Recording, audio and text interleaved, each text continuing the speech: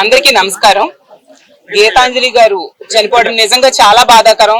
ఆవిడ ఆత్మకు శాంతి కలగాలని కోరుకుంటూ ఉన్నాను. నిజంగా ఇది ఆత్మహత్య కాదు, ఖచ్చితంగా Telugu Desam party, Janasena, social media చేసిన హత్య.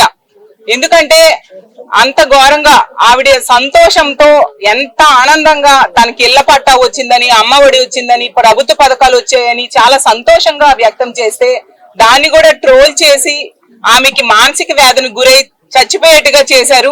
ఇంత దుర్మార్గులు ఎక్కడా ఉండరు. అది జనసేన, తెలుగుదేశం పార్టీ సోషల్ మీడియాకే చెల్లింది. ఎంత ఘోరం అంటే చనిపోయాక కూడా వాళ్ళ తెలుగుదేశం పార్టీ అఫీషియల్ వెబ్సైట్ లో పెడుతూ ఉన్నారు. చూడండి, చదివి వినిపిస్తాను. రాష్ట్ర ప్రజలందరూ కూడా తెలుసుకోండి, ముఖ్యంగా మహిళలు తెలుసుకోండి, తెలుగుదేశం పార్టీ ఎంత దిగజారిపోయింది. చనిపోయిన వాళ్ళకు కూడా ఆత్మకి శాంతి లేకుండా ఏ విధంగా చేస్తున్నారు మన మహిళలందరూ తెలుసుకోవాల్సిన అవసరం ఉంది. రానున్న ఎన్నికల్లో ఇలాంటి దుర్మార్గులకి, మహిళా వ్యతిరేకులకి తగిన బుద్ధి చెప్పాల్సిన అవసరం కూడా ఉంది. వాళ్ళ ఏం పెట్టారు చూడండి అమ్మా.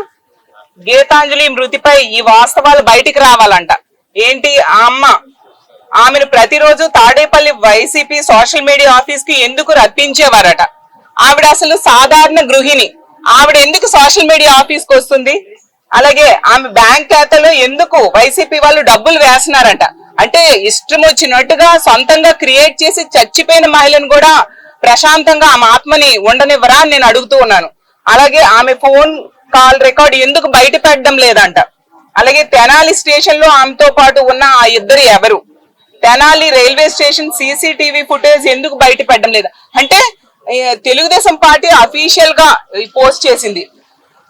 చచ్చిపోయిన మహిళను కూడా ఇంత దారుణంగా ట్రోల్ చేస్తూ ఉన్నారంటే వాళ్ళు ఎంత దుర్మార్గులో అర్థం చేసుకోవచ్చు.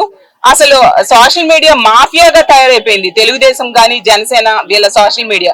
ఇంతవరకు ఏంటంటే ఎల్లో మీడియా అనేది ఎల్లో మీడియా మాఫియాగా తయారయ్యి చాలా ఇబ్బందులు పెడుతూ, వాళ్ళకి నచ్చని వాళ్ళకి రకరకాలుగా ఇబ్బందులు పడుతూ ఆ మీడియా ద్వారా చాలా చెత్త కథనాలు రాస్తూ ఇబ్బంది పెట్టేవారు. ఇప్పుడు సోషల్ మీడియాను కూడా మాఫియాగా తయారు చేసేశారు. ఈ ఐటీడీపీ అనేది నిజంగా ఒక ఐసిస్ టీడీపీగా, ఒక ఉగ్రవాద సంస్థగా ఈ లోకేష్ తయారు చేశాడు. అతనే దీన్ని నడుపుతున్నాడు. అంటే ఎంత మంది చనిపోయినా పర్వాలేదు, మీరు మాత్రం లబ్ధిదారులు తమ సంతోషాన్ని వ్యక్తం చేయొద్దు. ఒకవేళ వ్యక్తం చేస్తే, మీ సంతోషాన్ని గనుక వ్యక్తం చేస్తే తెలుగుదేశం గాని, జనసేన గాని సోషల్ మీడియా వాళ్ళకి ట్రోల్ చేస్తుంది. వాళ్ళు ఆత్మహత్య చేసుకునేంత వరకు ఈ విధంగానే ఇబ్బంది పెడతాం, చచ్చిపోయాక కూడా వాళ్ళ ఆత్మకు శాంతి లేకుండా ఇబ్బంది పెడతామని చెప్తున్నట్టుగా ఉంది.